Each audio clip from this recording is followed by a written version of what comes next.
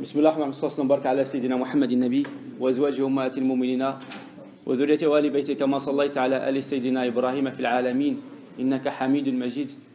الحمد لله نحمده تعالى ونستعينه ونستغفره ونستهديه ونعوذ بالله تعالى من شرور أنفسنا ومن سيئات أعمالنا. من يهده الله تعالى فهو المهتد ومن يضلل فلن تجد له وليا مرشدا. وأشهد أن لا إله إلا الله وحده لا شريك له وأن سيدنا محمدا عبده ورسوله ومصطفاه وخليله بلغ رسالة وأدى الأمانة ونصح الأمة وكشف الغمة وجاهد في الله حق جهاده حتى أتاه اليقين. ونحن على ذلك من الشاهدين وبه مؤمنون ومصدقون ولا حول ولا قوة إلا بالله العلي العظيم. إخوان الكرام السلام عليكم ورحمة الله تعالى وبركاته.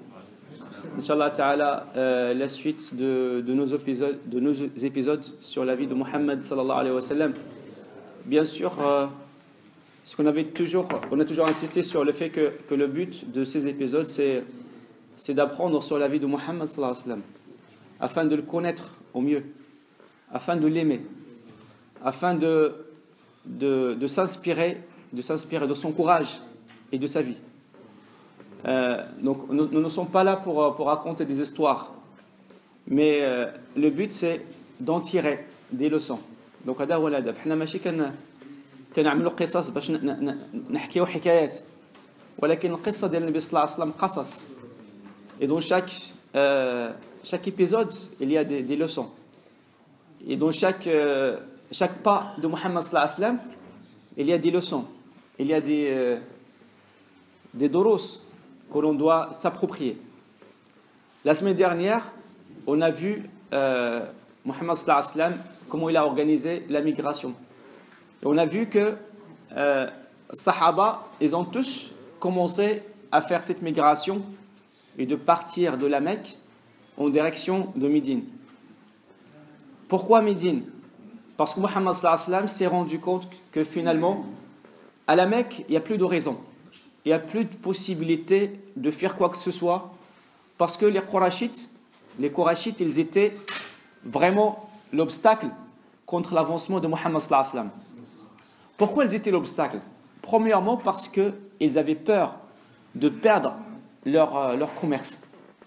Leur commerce, c'est une question de business. Deuxièmement, parce qu'il y avait également l'orgueil. L'orgueil. Nous avons déjà parlé de la discussion qui a eu lieu entre Mohammed sallallahu alayhi wa sallam et Abi Jahl. Lorsque Mohammed sallallahu alayhi wa sallam s'est présenté pour parler de son message à Abi Jahl, Abi Jahl lui a dit Mohammed, je sais que tu es un menteur. Tu n'aurais pas été un menteur, je t'aurais suivi. قال له يا محمد أنا أعرف بأنك كذاب لو لم تكن كذاب لاتبعتك. Mohammed sallallahu alayhi wa sallam s'est en allé, est parti Mohammed sallallahu alayhi wa sallam, et Abu Jahl, il a parlé à son ami qui était juste à côté de lui, et lui a dit Wallahi inni a'lam annahu sadiq. Par Allah, je te jure, c'est un véridique. L'ami de Abu Jahl, il a dit bah alors, pourquoi tu n'y crois pas? Mohammed est véridique, sadiq, pourquoi tu n'y crois pas? Il a dit, Abu Jahl va répondre Kunna wa bani Abd al-Muttalib kafarasay rihan. Nous étions, nous, ça veut dire la famille de Abi Jahl et la famille de Abd al-Muttalib, ça veut dire la famille de Mohammed sallallahu alayhi wa sallam, nous étions comme les chevaux de course. Kunna kafarasay rihan. Hamalu fa hamalna. At'amu fa at'amna. Saqaw fa saqayna. Hatta idha tasawat ar-rakb. Ja'u yaquluna minna nabi. Famin ayna lana bihadhihi.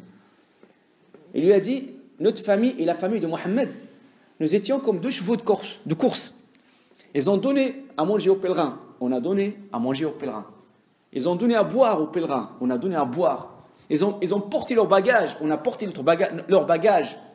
On a toujours essayé de les suivre et d'être rival et du même niveau. On a toujours réussi à le faire. Aujourd'hui, ils ont un prophète et nous, on n'a pas de prophète. On ne va pas les suivre. C'est une question d'orgueil. Abu Jahl, là, ce n'est qu'un exemple.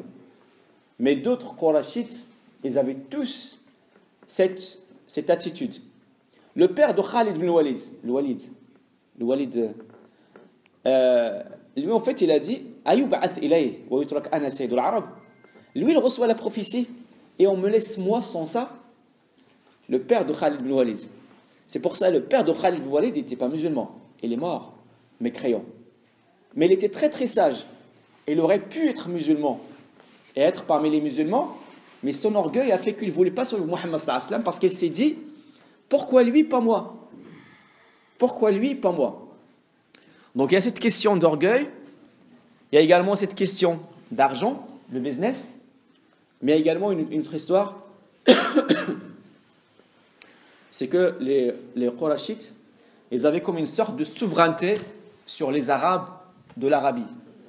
Et donc le fait de croire à une autre religion, ça va un petit peu baisser les grades des gros notables de Quraysh. Eux, ils ne veulent pas ça. Ils veulent rester des souverains.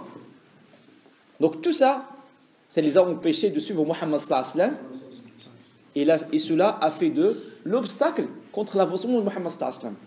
Donc Muhammad sallallahu alayhi wa sallam, il a vu que c'était pas possible dans ces circonstances de continuer. Et il a fallu trouver autre terre. Donc on a vu la semaine dernière comment il a préparé sa migration. On a vu également comment il a ordonné, comment il a réuni les Sahaba pour leur dire Allah adinali bil hijra. Allah m'a donné l'ordre, m'a donné autorisation pour migration. Wallahu ta'ala abdalakum ardan khayran min ardikum wa ahlan khayran min ahlikum. Allah ta'ala vous a donné une terre encore mieux que celle-là, et des vôtres encore mieux, et des proches encore mieux que les vôtres. Et tous les Sahaba vont tous organiser la migration. Le Nabi sallallahu alayhi wa sallam sera le dernier qui va migrer. Le dernier. Pour deux raisons. Premièrement, parce qu'il ne peut pas partir le premier et laisser les musulmans à la Mecque. Ça ne se fait pas. Ça ne se fait pas. Il doit assurer la migration de tout le monde. Et c'est lui le dernier qui va partir. Une fois que tout le monde arrive sain et sauf, là, Muhammad sallallahu alayhi wa sallam peut partir. La responsabilité. Et deuxièmement, parce que Quraysh, pour l'instant, a compris qu'il y a un projet de migration, mais ils n'ont pas compris que c'est une migration de tout le monde.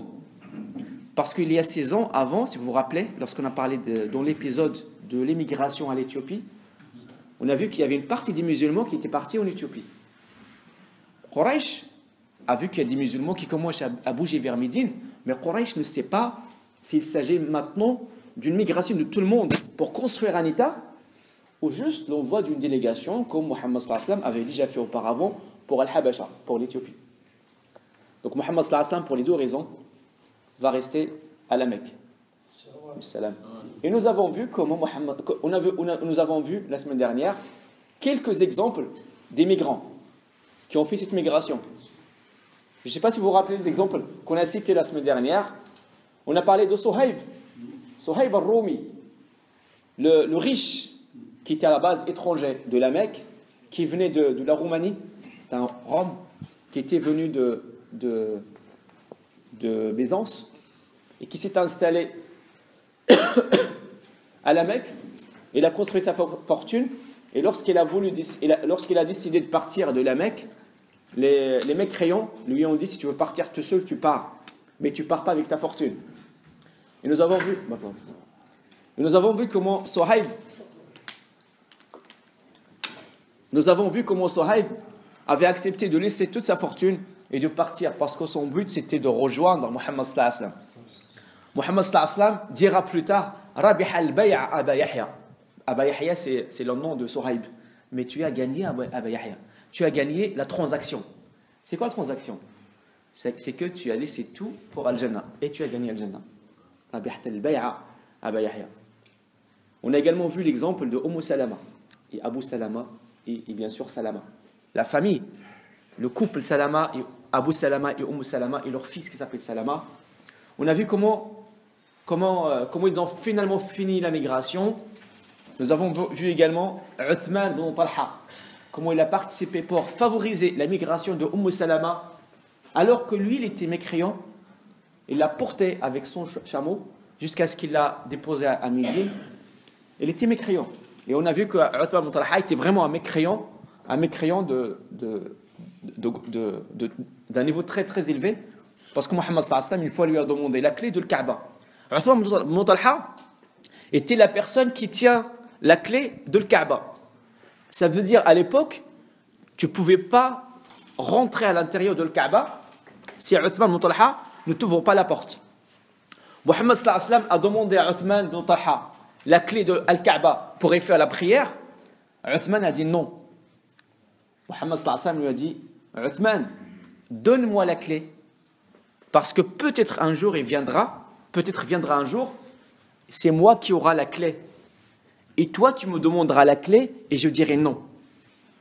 Uthman a dit, quand ce jour viendra, je préférerais être sous la terre que sur la terre. Kafir, un mécréant de haut level, un niveau très très élevé. Kafir, qah. Walakin, subhanallah, il avait le cœur et la bonté pour accompagner Salama de la Mecque jusqu'à Médine dans une noblesse que même Salama avait attesté sur cette noblesse. Elle a dit, elle m'a déposé à Médine et à chaque fois qu'il voulait me parler, et retournait la tête et me parlait. Le respect pour la femme mariée, bien sûr. Et à chaque fois qu'on voulait se reposer, elle se retourne la tête, elle fait descendre, elle fait s'asseoir le chameau pour que je descende. Et lorsqu'ils arrivaient à l'entrée de la Mecque, elle lui a dit, prends le chameau et moi je vais rentrer chez moi à pied. Rentrer où? Rentrer à la Mecque, c'est-à-dire faire 500 km à la Mecque, à pied. Et il l'a fait, subhanallah. Cet acte de bonté, cet acte de bonté envers Salama, subhanallah, fera peut-être, Allah alam, la cause, la grâce pour laquelle Uthman ibn Talha va devenir musulman, finalement. À la conquête, à l'ouverture de la Mecque, à la conquête de la Mecque, il sera musulman. Et Mohammed sallallahu alayhi wa sallam va lui dire, Uthman, ramène-moi la clé. Et Uthman maintenant il est musulman. Mais il y a quelques années, il n'était pas musulman. Mohammed sallallahu alayhi wa sallam lui avait demandé la clé, il n'a pas voulu lui donner la clé. Mais maintenant il est musulman, il lui a dit, donne-moi la clé. Uthman va donner la clé, bien sûr, parce que maintenant il est musulman. Mais Mohammed sallallahu alayhi wa sallam lui a dit, donne-moi la clé, et moi je l'aurai. Peut-être toi tu me la demanderas, je dirai non. Vous vous rappelez? Donc Uthman ibn Talha, maintenant il est musulman. Lorsque Mohammed sallallahu alayhi wa sallam lui a dit, ramène-moi la clé, il va courir pour chercher la clé parce que la clé n'est pas chez lui. N'est pas avec lui, il est à la maison, chez sa maman. La maman est encore mécréante. Elle ne voulait pas donner la clé à Mohammed. Mohammed est déjà à la Mecque. Mohammed est déjà à la Mecque, il est déjà maintenant le commandant de la Mecque. Il lui dit, donne-moi la clé. Elle ne voulait pas. Mohammed sallallahu alayhi wa sallam, on vient à Omar ibn Khattab, il va lui dire, va chercher la clé. Omar ibn Khattab, il avait une voix qui fait peur des fois. Il a juste frappé à la porte. La maman de Uthman ibn Talha a demandé qui c'était, qui frappe à la porte. Il a dit Omar. À peine il a entendu Omar, il a lâché la clé. Donc Uthman prend la clé, il la prend, il la remet à Mohammed sallallahu alayhi wa sallam. Mohammed sallallahu alayhi wa sallam reprend la clé. Vous vous rappelez l'histoire? Il lui a dit Uthman, est-ce que tu te rappelles, il y a 10 ans, je t'avais demandé la clé, tu m'as dit non. Maintenant je l'ai. Tu te rappelles ce que tu m'as dit? Mais aujourd'hui, c'est le jour de la reconnaissance. Aujourd'hui, c'est le jour de la reconnaissance. Est-ce que tu te rappelles de ce que tu as fait pour Salama? Lorsque tu l'as déposé à Médine, tiens, Uthman, la clé, c'est toi qui vas la garder. Toute la vie, il va la reprendre de toi que les injustes. Il n'y a que les injustes qui vont te la récupérer. Il sera avec toi, et même jusqu'à aujourd'hui. Jusqu'au jour d'aujourd'hui, c'est la famille, c'est les descendants de cette personne qui garde. Même aujourd'hui, même le roi de l'Arabie Saoudite, s'il veut aller à la Mecque, il a besoin d'autorisation des enfants de Uthman, parce que Mohammed sallallahu alayhi wa sallam lui a donné cette mission. Subhanallah. Donc on a vu cet exemple de la migration de Salama. Nous avons également vu l'exemple de Omar ibn al-Khattab, et nous avons vu comment ça s'est passé avec Aïesh. Donc c'était juste pour résumer ce qu'on avait dit la semaine dernière. Donc maintenant, tous les Sahaba sont tous partis. Quraysh commence à voir que tout le monde commence à partir à Médine. Et Médine, c'est une ville par laquelle passent les caravanes de Quraysh. les caravanes de Quraysh. Ça veut dire le business, l'histoire du business se pose encore. Donc Quraysh commence à se dire, les musulmans vont partir à Médine, ça se trouve ils vont arrêter notre commerce. Ça se trouve ils vont reprendre nos caravanes. Ça se trouve notre argent sera en danger. Et qu'est-ce qui se passe si Mohammed part là-bas? Ah, ça va être compliqué parce que Mohammed, il sera capable de construire une terre. Et de là-bas, il peut nous envahir.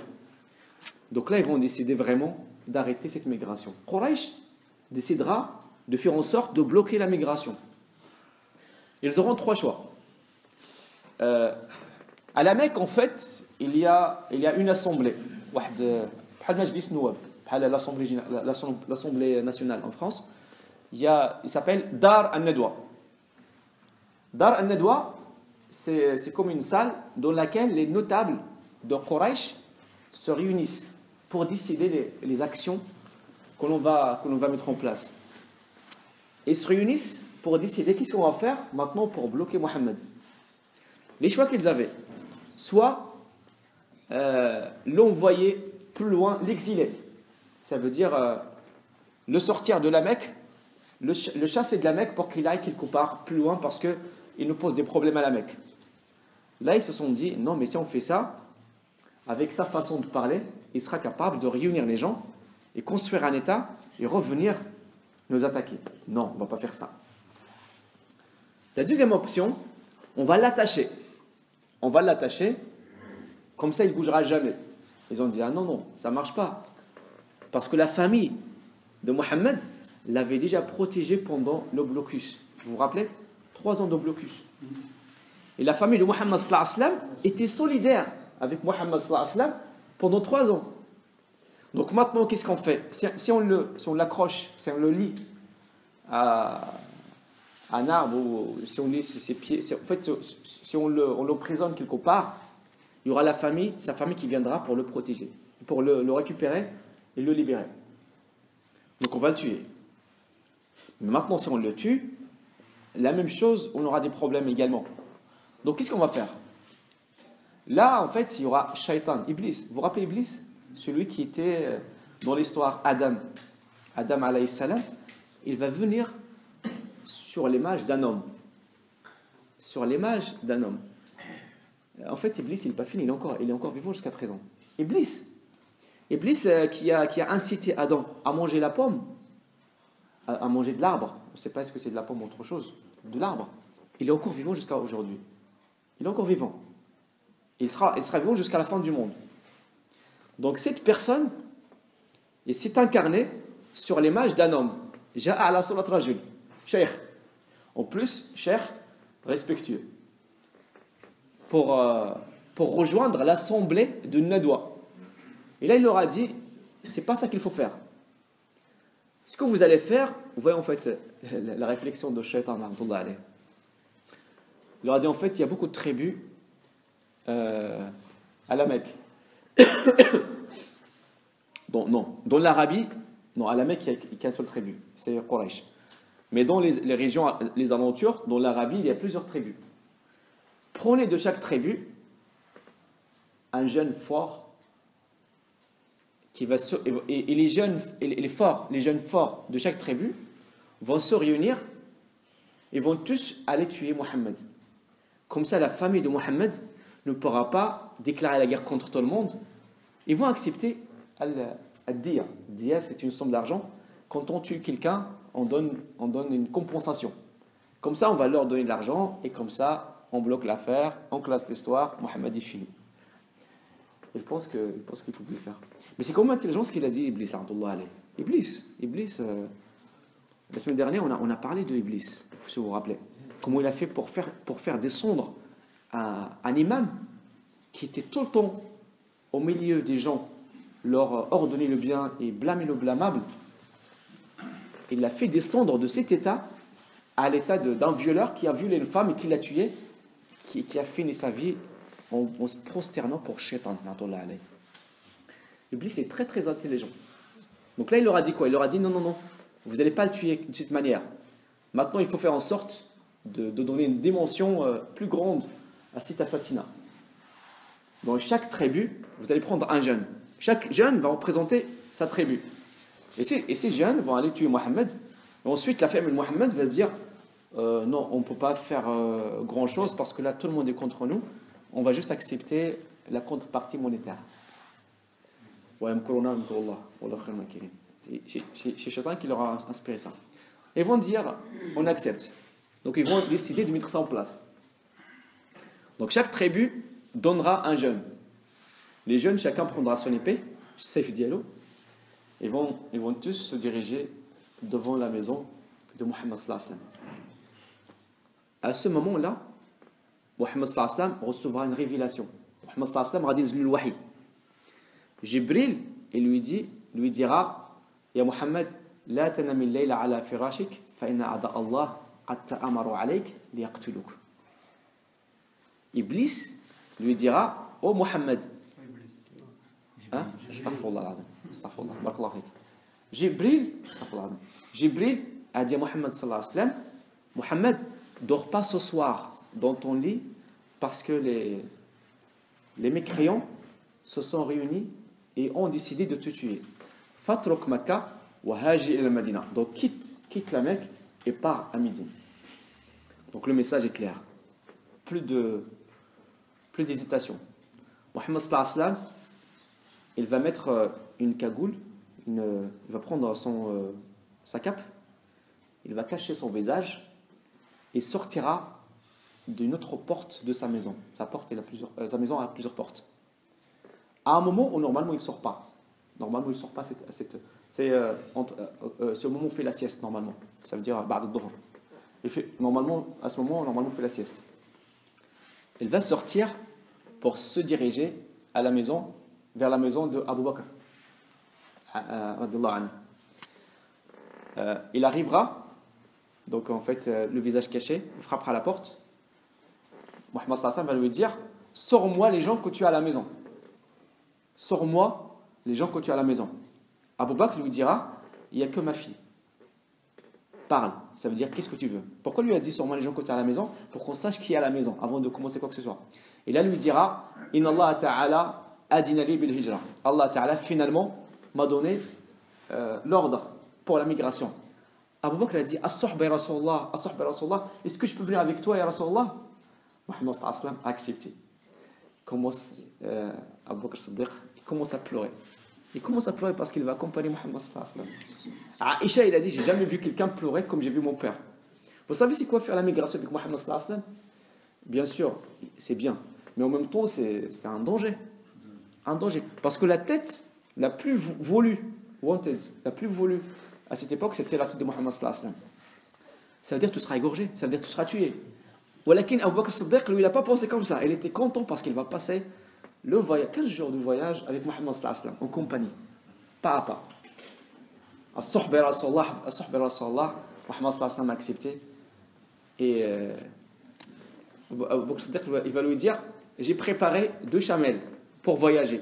Mohammed sallallahu alayhi wa sallam va lui dire chaque chose a son prix. Ça veut dire tu as préparé 2 chamelles, mais moi je paierai ma moitié.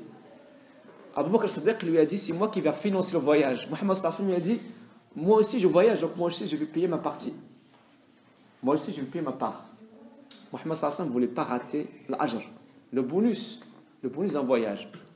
Abu Bakr a proposé de financer tout le voyage. Mohammed sallallahu alayhi wa sallam a dit pour chaque chose il y a un prix. Je paierai mon voyage. C'est moi qui financerai mon voyage. Ma partie c'est moi qui la paye. Mohammed sallallahu alayhi wa sallam reviendra à sa maison. Bien sûr, de l'autre porte. Et à la maison, il y a qui d'autre? À la maison, il y a aussi Ali ibn Abi Talib. Il va dire à Ali ibn Abi Talib ce soir, c'est toi qui vas dormir ici, à ma place.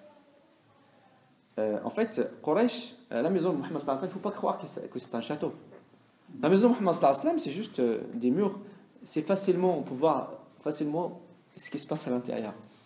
Si vous vous rappelez, en fait, pendant les premiers épisodes, lorsque Mohammed sallallahu alayhi wa sallam faisait la prière le soir, et que Quraysh venait écouter le Coran, parce qu'ils aiment écouter le Coran, c'était facile d'entendre Mohammed sallallahu alayhi wa sallam dans sa maison. C'était facile de voir ce qu'il fait Mohammed sallallahu alayhi wa sallam dans sa maison. Donc Mohammed sallallahu alayhi wa sallam va dire à Ali ibn Abi Talib, ce soir, c'est toi qui vas dormir dans mon lit. pour dissiper un petit peu les gens, pour que les gens pensent que Mohammed sallallahu alayhi wa sallam est encore en train de dormir. Comme ça, en fait, pour les retarder. Il va lui dire, et moi je vais partir à Médine, ensuite tu vas me rejoindre. Mais avant de me rejoindre, écoutez ce qu'il va lui dire. Il lui a dit, j'ai des dépôts de quelques gens. Il y a des gens qui ont déposé chez moi leurs biens. Donc avant de venir me rejoindre à Médine, s'il te plaît, tu leur rends leurs affaires. Subhanallah. Ces gens veulent le tuer, et malgré ça, Mohammed sallallahu alayhi wa sallam est encore sincère, ils veulent leur rendre leurs biens. Quelqu'un à sa place, il aurait dit quoi? Il aurait dit, ça c'est mon argent, c'est pas grave, ils veulent me tuer, c'est pas grave, je prends mon argent, je pars avec. Ou sinon, c'est vraiment, t'es gentil, tu vas faire quoi? Tu vas te dire, ah, ils veulent me tuer, c'est pas grave, je prends leurs affaires, je jette ça à la place de la ville. Et bon, vous savez, en fait, vos affaires sont là-bas, chacun va chercher ses affaires, et moi je vous laisse parce que vous voulez me tuer. Muhammad sallallahu alayhi wa sallam, pendant la crise, il était décidé de rendre les dépôts, l'amanat, de rendre les dépôts aux personnes à qui ils appartiennent. Il lui a dit, tu me rejoins pas tant que tu n'as pas rendu les dépôts à leurs propriétaires.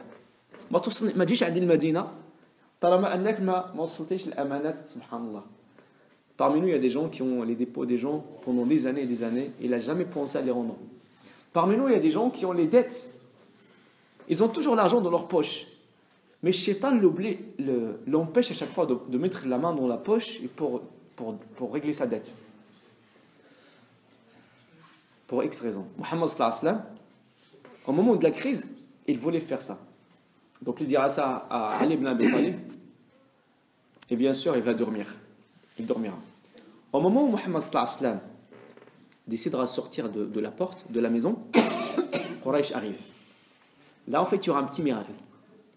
Muhammad sallallahu alayhi wa sallam prendra une poignée de terre, de sable, et va leur jeter ça en disant وَجَعَلْنَا مِنْ بَيْنِ أَيْدِيهِمْ سُدًّا وَمِنْ خَلْفِهِمْ سُدًّا فَأَغْشَيْنَاهُمْ فَهُمْ لَا يُبْصِرُونَ. Et nous avons mis une barrière devant eux, une barrière derrière eux, nous les avons couverts, ils ne voient rien. C'est ça, en quelque sorte, la traduction de ce verset. Nous avons mis une barrière devant eux, une barrière derrière eux, et nous les avons couverts, ils ne voient rien. Et chacun des mécréants qui a reçu la poussière sur son visage, il s'est endormi. Subhanallah. Il s'est endormi. Muhammad sallallahu alayhi wa sallam sort, il quitte la ville, quitte sa maison pour rejoindre Abu Bakr as-Siddiq. Les mécréants là, ils sont tous là, les jeunes des tribus de l'Arabie sont tous là, mais tous ils sont en train de dormir. Muhammad sallallahu alayhi wa sallam rejoindra Abu Bakr as-Siddiq.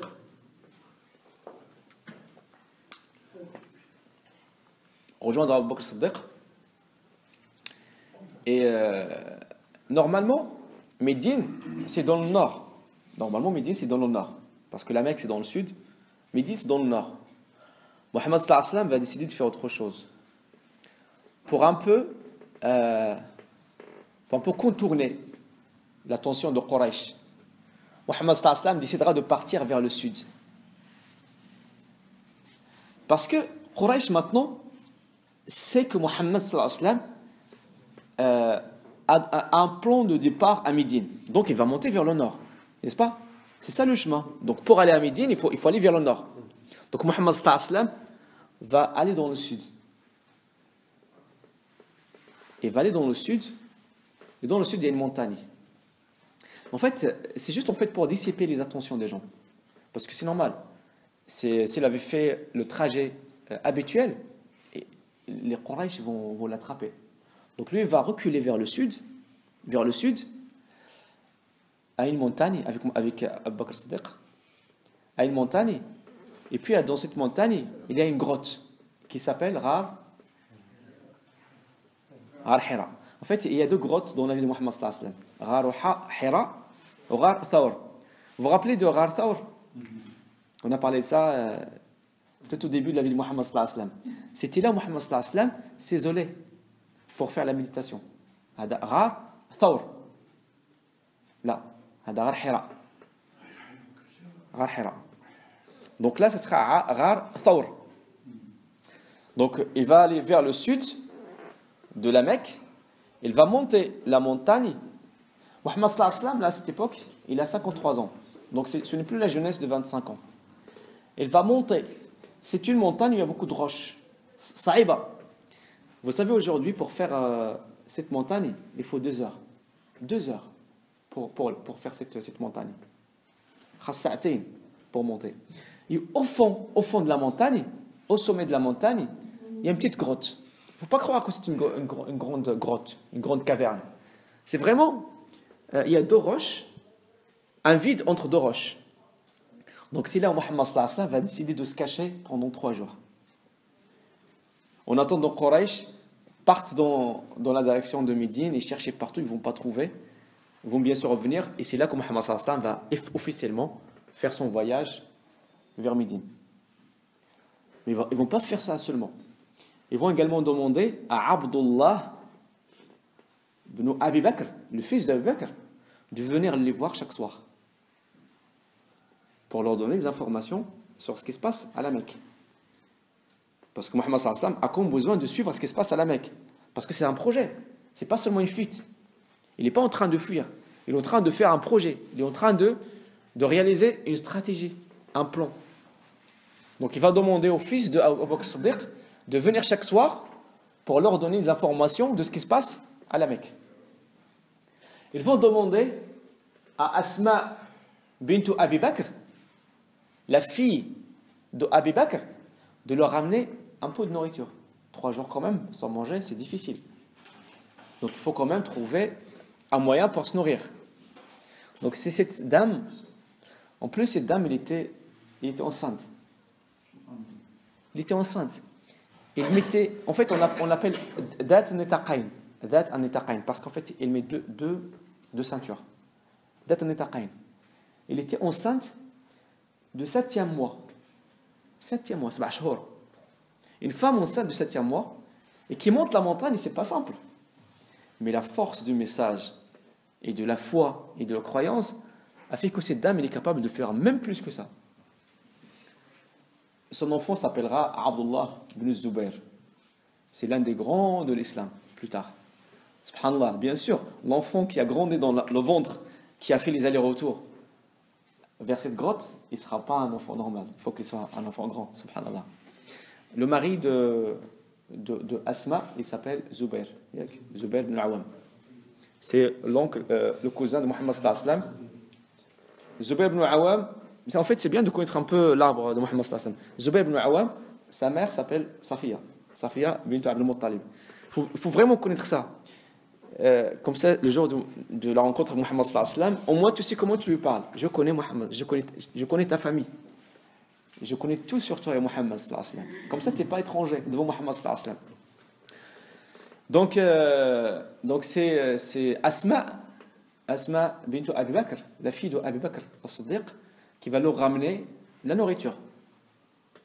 Mais il y aura également le berger de Abi Bakr, que lui aura une autre mission. Avec les moutons, parce que c'est un berger, avec les moutons de Abi Bakr, il va passer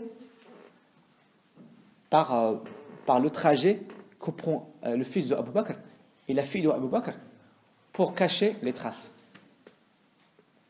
Comme ça, Quraysh n'essaie pas de trouver les traces. En fait, aujourd'hui, on fait pas attention aux traces aujourd'hui. Mais à l'époque, comme il n'y avait pas de voiture, il n'y avait pas de vélo, il n'y avait pas de moto, à l'époque, c'était simple de retrouver les traces. Donc, c'était simple de voir en fait qu'il y a des traces qui montent et qui descendent. On peut facilement trouver Mohammed sallallahu alayhi wa sallam si on arrive à suivre les traces des personnes qui lui rend visite.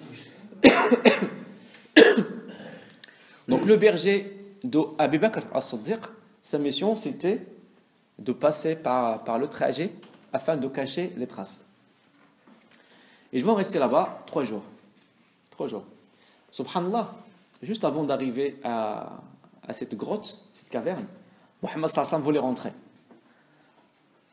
Abu Bakr as-Siddiq lui a dit non, attends. Je vais rentrer le premier. Comme ça, s'il y a mal, c'est moi qui le prends en premier. L'amour de Abu Bakr as-Siddiq à Mohammed sallallahu alayhi wa sallam. On ne rentre pas. Déjà le fait de voyager avec Mohammed sallallahu alayhi wa sallam, c'est une aventure. Parce qu'à tout moment, on peut vous attraper, on peut vous tuer. En plus de ça, il rajoute encore.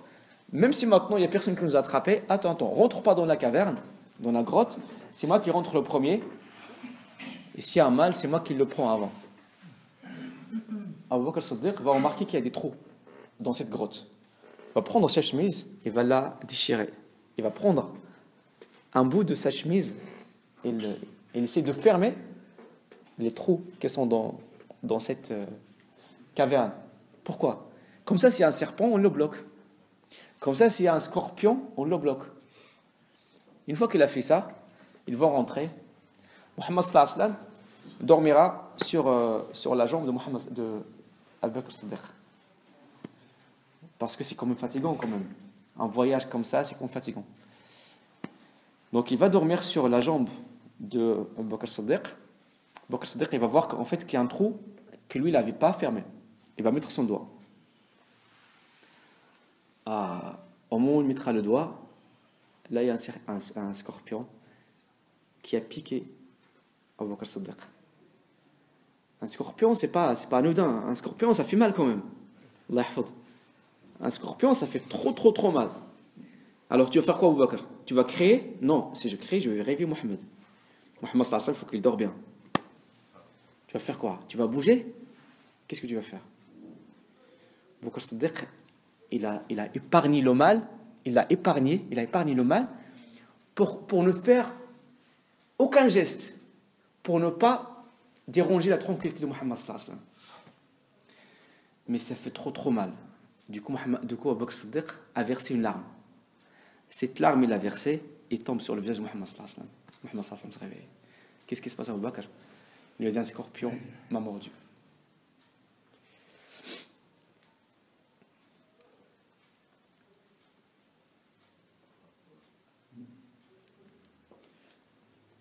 Donc, ensuite, Abu Bakr as-Siddiq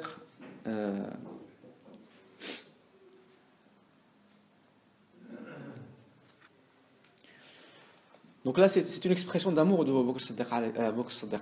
Donc, c'est pas grave, finalement, tu peux réveiller Mohammed sallallahu alayhi wa sallam. Tu peux le réveiller parce que... Mais non, ne serait-ce qu'un petit geste. Non, il faut que Mohammed sallallahu alayhi wa sallam dort. Ouais, en fait, l'amour de Mohammed. C'est pour ça, Abu Bakr as-Siddiq, il aura le privilège d'être avec Mohammed sallallahu alayhi wa sallam fil Jannah. Ils seront ensemble fil Jannah. Parce que il a beaucoup aimé Mohammed sallallahu alayhi wa sallam. Il a fait beaucoup de choses pour Mohammed sallallahu alayhi wa sallam. Subhanallah. Et donc ils seront là. Et à un moment, même si on a bien travaillé notre plan de migration, on l'a dit qu'à 2 personnes, voire même 3, mais Quraysh va quand même savoir où il est Mohammed sallallahu alayhi wa sallam. Donc ils vont comprendre qu'il est parti vers le sud. Donc Quraysh ira quand même jusqu'à la montagne, ira quand même monter jusqu'au sommet de la montagne. Comment ils ont fait pour savoir? Allah alam. Allah alam. Ça se trouve, ils ont suivi les traces. Ça se trouve, le berger de Abu Bakr n'a pas bien caché les traces. Allah alam. Ça se trouve, quelqu'un a vu une femme qui monte. Il l'a dit à quelqu'un, qui l'a dit à l'autre, et finalement l'information a été su. Tout ça pour dire que, subhanallah, l'erreur est humaine. L'erreur est humaine. Mohammed sallallahu alayhi wa sallam, c'était un homme. Et justement, c'est pour ça qu'on doit suivre Mohammed sallallahu alayhi wa sallam. Parce que c'est une expérience qu'on doit tous suivre, qu'on peut reproduire tous. Parce que si dans l'histoire de Mohammed sallallahu alayhi wa sallam, il n'y a pas eu d'erreur, vous allez dire, lui, là, il ne fait pas d'erreur. Si Mohammed sallallahu alayhi wa sallam, des fois dans sa stratégie, il y avait des failles. Parce que c'est une expérience humaine. Et nous, on doit suivre cette expérience humaine. Parce que c'est un bon exemple, un bon modèle. Donc, Quraysh vont quand même se rendre compte que Mohammed, il est parti vers le sud. Ils vont monter la montagne. La montagne, comme je disais tout à l'heure, en fait, il fait à peu près 900 mètres. Mais 900 mètres, une montagne, c'est pas simple. En plus, c'est une montagne qui est vraiment très, très oblique, très aiguë. C'est pas vraiment pleine. Et en plus, il y a des roches. Donc c'est pour ça que j'ai dit il faut 2 heures pour arriver au sommet. Quraysh arrive jusqu'à la grotte où Mohammed sallallahu alayhi wa sallam se cache. Mais ils étaient des paresseux. Ils étaient des paresseux. Parce que Mohammed sallallahu alayhi wa sallam monte au sommet de la montagne, il va jusqu'au bout pour aller à l'intérieur de la caverne. Mais Quraysh, les paresseux, ils montent jusqu'au sommet de la montagne, mais ils n'avaient pas le réflexe de regarder à l'intérieur de la caverne.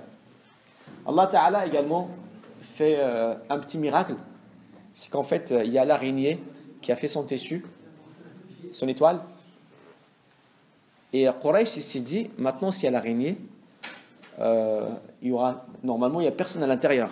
Donc c'est pour ça ils n'étaient pas encouragés pour rentrer à l'intérieur pour voir si Mohammed sallallahu alayhi wa sallam était à l'intérieur. Mohammed sallallahu alayhi wa sallam était bien à l'intérieur, mais Allah Ta'ala les a aveuglés par cette histoire. Il y a également un pigeon qui était à l'intérieur et dès qu'il a vu Quraysh, il s'est envolé, il est parti. Quraysh, ils se sont dit, s'il y avait quelqu'un à l'intérieur de la caverne, il n'y aurait pas le pigeon. Mais c'est des paresseux, parce que pourquoi tu n'as pas regardé? Regarde quand même. Tu es monté jusqu'au sommet de la montagne et quand même, fais un peu d'effort quand même. Mohammed sallallahu alayhi wa sallam, lui, il a été jusqu'au bout. Il est monté jusqu'au sommet. En plus, il est rentré à l'intérieur. Il aurait pu monter au sommet et rester là-bas. Au sommet de la montagne et rester à côté de la grotte. Non, il faut faire l'asbab jusqu'au bout. Il faut faire l'asbab jusqu'au bout.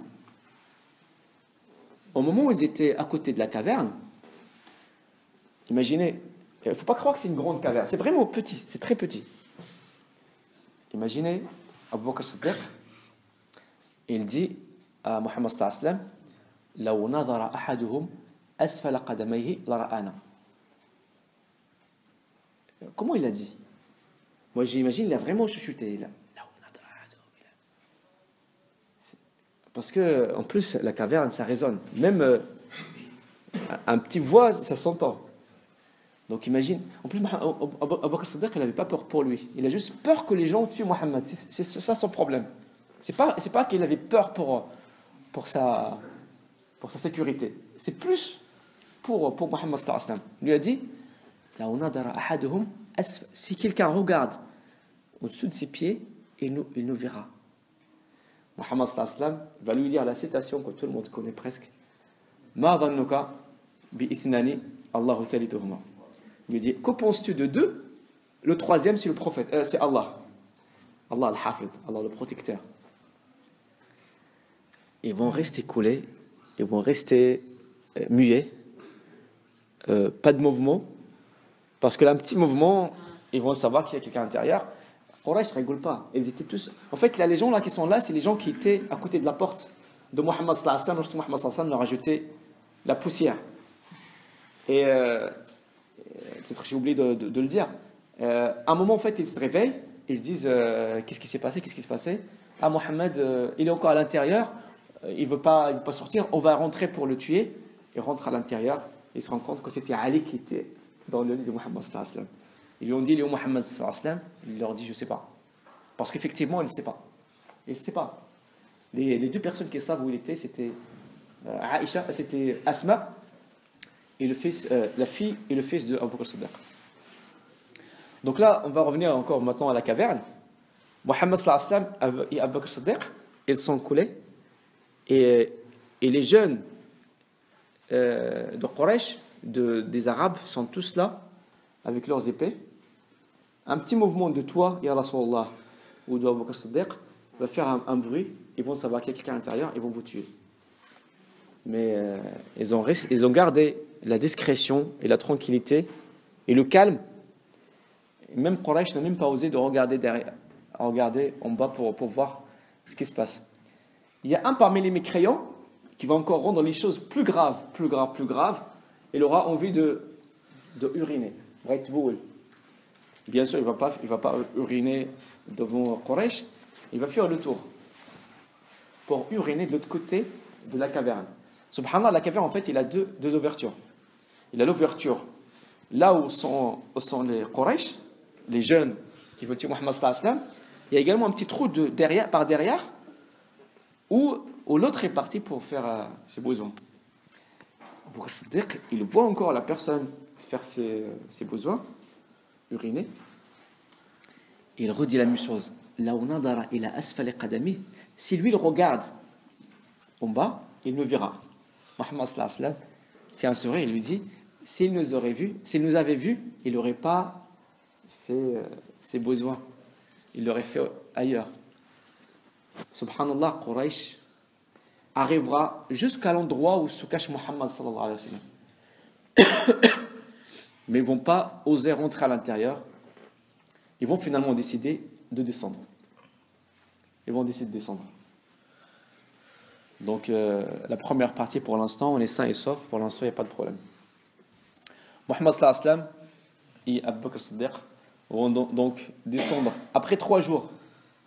Après 3 jours, subhanallah, pendant les 3 jours en fait de cette compagnie, Omar ibn Khattab il dit, Omar ibn Khattab il était un peu jaloux de Abu Bakr Siddiq parce que passer 3 jours un peu en intimité avec Mohammed sallallahu alayhi wa sallam, c'est pas simple, c'est un privilège quand même. Subhanallah, باش تكون مع محمد صلى الله عليه وسلم 3 أيام في الغار بجوجكم. فينا هو نشوفه اليوم. Il est où juste pour qu'on le voit. فينا هو. Abu Bakr Siddiq il avait la possibilité d'être avec lui. Omar ibn Khattab il a dit une nuit de ces nuits est mieux de Omar et Ali Omar, ça veut dire de toute la famille de Omar, ça veut dire la nuit de une nuit que Abu Bakr Siddiq a passé avec Mohammed sallallahu alayhi wa sallam dans cette grotte fait de lui quelqu'un de mieux que de Omar et toute la famille d'Omar.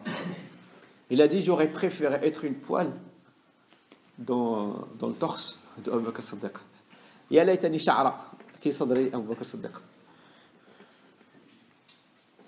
Donc ils vont descendre de cette montagne. Ils vont partir maintenant en direction de Médine. Là, ils vont prendre avec eux une 3e personne. Parce qu'en fait, là, ils vont aller en direction de Médine, mais ils ne vont pas suivre le trajet habituel. Pourquoi ils ne vont pas suivre le trajet habituel? Parce que c'est normal. Si tu suis le trajet habituel, c'est comme si tu prends l'autoroute. Tout le monde prend l'autoroute. Donc tout le monde te verra. C'est pour ça, en fait, ils vont essayer de détourner le trajet. Ils le rendent encore plus long, mais plus sécure. C'est pour ça, en fait, ils vont prendre avec eux une 3e personne qui n'était pas musulman, mais qui était expert dans les rues du désert. Parce que là, ils vont vraiment faire un voyage en désert. Donc ils vont faire leur voyage et à ce moment-là, Quraysh ont décidé d'offrir son chamel à celui qui trouve Mohammed. Ils ont déclaré que celui qui trouve Mohammed, parce qu'ils ne l'ont pas trouvé. C'est très dangereux pour Quraysh que Mohammed est parti, parce que là, il peut rejoindre ses compagnons, il créera son état, il viendra nous attaquer. Ou alors il va mettre en danger notre commerce. Quraysh décidera celui qui ramène Mohammed sallallahu alayhi wa sallam, vivant ou mort, aura 100 chamelles. Un chameau, une chamelle, c'est beaucoup quand même. Beaucoup. Encore 100, c'est beaucoup quand même. Ça veut dire, Allah alam, c'est quand 100 millions, Allah alam. Mais quand même, une fortune. Celui qui prend Mohammed sallallahu alayhi wa sallam et qui le ramène à Quraysh, il aura une fortune.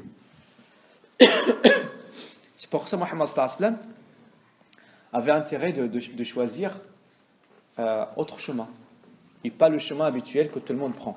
Comment Mohammed sallallahu alayhi wa sallam a su que Quraysh le cherche? Comment Mohammed sallallahu alayhi wa sallam a su qu'il y a ce cadeau pour celui qui attrape Mohammed sallallahu alayhi wa sallam?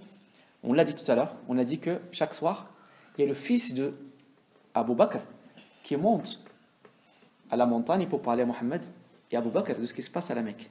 Mohammed sallallahu alayhi wa sallam était toujours connecté. Même s'il était loin, mais il avait toujours ses ressources d'information. Donc maintenant, il sait que c'est dangereux de prendre le trajet habituel. Il va prendre un trajet qui détourne un peu le trajet afin qu'il ne soit pas attrapé. Mais c'est un chemin quand même qui a des intersections, qui est qata, des intersections avec le chemin habituel. Des fois, on peut toujours détourner, mais des fois, tu es obligé quand même de passer par un passage où passent les gens. À un moment, il va passer par un passage où passent les gens. Et là, il y aura des Quraysh qui vont le voir. Ils vont le voir. Mais c'est des Quraysh qui ne sont pas au courant qu'il y a ce prix. Maintenant qu'il y a déjà Izad Miyat Jamal. Ils ne savent pas qu'il y a cette récompense de 100 chamel pour ceux qui trouvent Mohammed sallallahu alayhi wa sallam. Donc ils vont juste voir qu'il y a 3 personnes, ils vont rien leur dire, ils vont rentrer chez eux, ils vont aller pour rencontrer quelqu'un dans leur chemin qui s'appelle Suraqa. Suraqa ibn Malik. Suraqa ibn Malik, c'était un cavalier faris, mais roi. Il connaît presque toutes les rues, tous les chemins du désert. Et il était avec des gens de Quraysh, en même temps que les gens qui ont vu Mohammed passent. Et les gens qui ont vu Mohammed sallallahu alayhi wa sallam vont parler à Suraqa et ses copains. Ils vont leur dire, nous avons vu 3 personnes par le chemin derrière et sont en direction de Médine. Donc pour Suraqa et ses copains, on a trouvé un trésor. Ce sont des mécréants tous. Donc maintenant, si on attrape Mohammed, on aura 100 chamels, une fortune. Suraqa quand moi, Suraqa, il était malin. Il voulait prendre les 100 chamels pour lui tout seul. Donc il va dire à ses copains, ah non, ça c'est pas Mohammed, ça c'est mes amis, ça c'est des gens de ma famille, je les connais, et sont partis à Médine. Pourquoi il leur a dit ça? Pourquoi les gens qui sont avec lui, qu'ils partent, et qu'il soit le seul à aller chercher Mohammed et le tuer, et prendre la tête, il l'a ramené, la prendre à Abu Jahl. Il était malin. Vous avez compris en fait l'astuce. Donc il dissipera l'attention de ces gens de Quraysh, qui vont croire que c'est la famille de Suraqa, donc ils vont partir. Suraqa maintenant, il est sûr que c'est Mohammed sallallahu alayhi wa sallam et ses compagnons qui sont en train de voyager. Deuxièmement, il est sûr que les gens de Quraysh qui étaient avec lui maintenant sont entrés chez eux. Maintenant, il est le seul à avoir l'information où il est Mohammed. Et là, après son cheval, il va courir. Il va en direction de Mohammed sallallahu alayhi wa sallam. Avec sa monture, bien sûr. Suraqa, c'était l'un des grands cavaliers. Faris, l'un des très forts cavaliers de l'époque. Vous allez voir qu'est-ce qui va lui arriver. De loin, donc Mohammed sallallahu alayhi wa sallam était en train de prier. Abu Bakr Siddiq, il était avec lui. Mais des fois, Abu Bakr Siddiq se mettait à gauche, des fois à droite, des fois devant Mohammed sallallahu alayhi wa sallam, des fois derrière. Mohammed sallallahu alayhi wa sallam, il dit, pourquoi tu fais ça? Abu Bakr Siddiq, il lui a dit, j'ai peur que les gens t'attaquent par derrière, c'est pour ça que je me mets derrière. J'ai peur que quelqu'un t'attaque par devant. Tu sais, les arcs et les lances, ça peut arriver. C'est pour ça que je viens devant. J'ai peur que quelqu'un t'attaque par la gauche, je viens te protéger par la gauche. J'ai peur que quelqu'un t'attaque par la droite, je te protège par la droite. Mohammed sallallahu alayhi wa sallam lui a dit, Atuhibbuni ya Abu Bakr, tu m'aimes bien, c'est très fort cet amour. Abu Bakr Siddiq a dit oui, bien sûr. Mohammed sallallahu alayhi wa sallam lui dira, tu es prêt à mourir pour moi? Atamutu min ajli ya Abu Bakr. Abu Bakr Siddiq, sans réfléchir, il a dit bien sûr. Si moi je meurs, je ne suis qu'un homme. Toi, si tu meurs, c'est toi qui représente la religion. Vous voyez en fait une compréhension.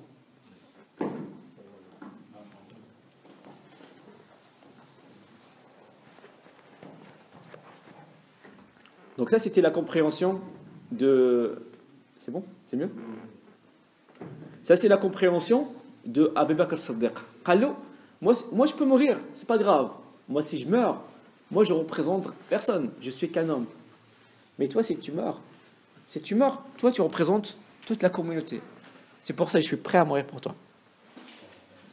Et là, ils vont voir de loin qu'il y a un cavalier qui s'approche. C'est qui? Suraqa. Il s'appelle Suraqa ibn Malik, qui vient avec son cheval. Et Mohammed sallallahu alayhi wa sallam le verra. Et en même temps, Abu Bakr Siddiq le verra. Abu Bakr Siddiq, il a vu, il était en panique, il commence à tourner autour de Mohammed sallallahu alayhi wa sallam pour le protéger, bien sûr. Mohammed sallallahu alayhi wa sallam va prononcer une phrase que c'est bien qu'on l'apprenne. Parce que c'est une phrase qui protège.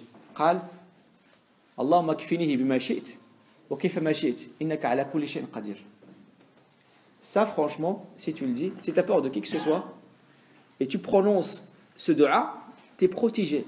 Tu as quelque chose qui t'encercle, qui t'entoure, par par message prophétique, sans doute. Allahumma kfinihi bima shi'it wa kayfa ma shi'it innaka ala kulli shay'in qadir. Allahumma kfinihi bima shi'it. Allahumma kfini bima shi'it wa kayfa ma shi'it innaka ala kulli shay'in qadir. À peine Muhammad sallallahu alayhi wa sallam a dit ces paroles, Suraqa, qui était le grand cavalier, tombe par terre. Suraqa n'a pas compris ce qui s'est passé. Ça peut arriver. Donc il remonte pour reprendre son cheval et retombe par terre. Pour le traduire, excusez-moi, il y en a qui demandent de traduire le doigt. Inch'Allah. Il ne faut pas hésiter à m'interrompre. Allahumma kfinihi bima shi'it wa kayfa ma shi'it innaka ala kulli shay'in qadir. Ou Allah, ikfini, c'est une sorte de protection qui est un peu plus élevée, qui est très élevée. Ikfini.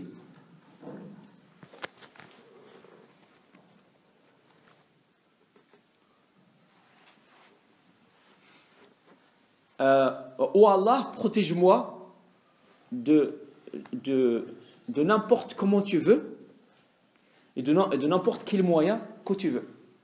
Ça veut dire je te délègue ma protection. Je te délègue. Allahumma kfini bima shi'ta wa kayfa ma shi'ta innaka ala kulli shay'in qadir. Allahumma kfini bima shi'ta wa kayfa ma shi'ta innaka ala kulli shay'in qadir. Wallah, tu me protèges comme tu veux par n'importe quel moyen et n'importe quelle manière qui est le Tout-Puissant. Donc Suraqa tombera 3 fois. La première fois, oui, ça peut arriver parce que mon cheval est un peu excité, je tombe. La deuxième fois, oui, c'est parce qu'apparemment je ne l'ai pas bien tenu. La troisième fois, Suraqa, il a compris qu'il y a quelque chose. Il a dit فَعَلِمْتُ بِأَنَّ الرَّجُلَ مَمْنُوعٌ. Et là, j'ai compris que l'homme était protégé. Et là, c'est Suraqa qui va demander la protection de Muhammad. فقال يا محمد الأمان يا محمد الأمان. Il lui a dit oh Muhammad, protection, paix Muhammad. Et Muhammad sallallahu alayhi wa sallam lui dira tu as la paix, لك الأمان. Il lui dira pourquoi tu es venu me voir? Il lui dit parce que Quraysh a décidé sans chamelle. Mais visiblement je peux pas te toucher. Donc Muhammad sallallahu alayhi wa sallam lui a dit tu auras la paix, mais à condition de ne dire à personne que tu nous as vus. Parce que toi maintenant tu vas rentrer chez toi, mais ne dis à personne que tu nous as vus. Suraqa va lui dire une chose, subhanallah, il veut dire oui, mais à condition, donne-moi quelque chose. Hein?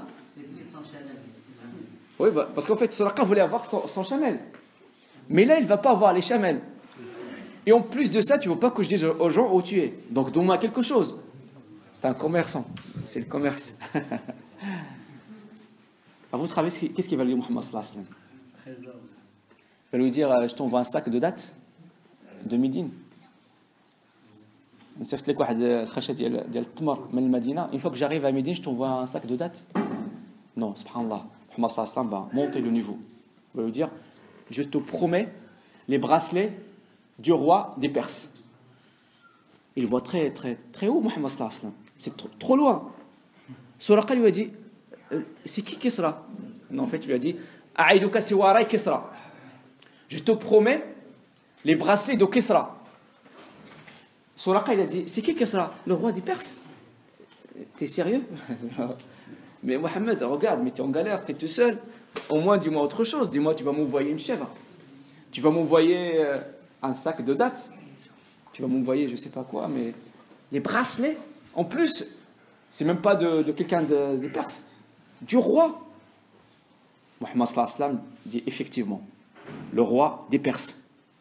Mais avec les yeux avec lesquels Muhammad sallallahu alayhi wa sallam parlait, Suraqa lui a dit est-ce que tu peux me faire un écrit? Muhammad sallallahu alayhi wa sallam dit on va te faire un écrit. Abu Bakr Siddiq, Oktub, écrit.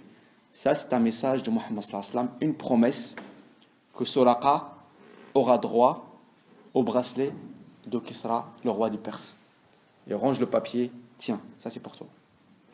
Suraqa rentre chez lui. Muhammad sallallahu alayhi wa sallam, bien sûr, il va faire sa vie, bien sûr. Il va mourir, Muhammad sallallahu alayhi wa sallam, finalement. Suraqa est toujours vivant, mais il a toujours le papier. il va devenir musulman plus tard. Donc quand il sera musulman, il viendra voir Abu Bakr Siddiq pour lui dire, tu te rappelles, c'est moi qui vous a rencontré le jour de... Et c'est toi qui avais écrit le papier, voilà, il est là le papier. Mais à l'époque de Abu Bakr Siddiq, rien ne s'est passé, non plus. Donc Abu Bakr Siddiq va mourir. Mais Abu Bakr Siddiq, il a parlé une fois de Suraqa à Omar. Donc maintenant c'est Omar qui deviendra le calife, le khalifat al-muslimin. Et à l'époque d'Omar, les soldats des musulmans, ils ont même été jusqu'au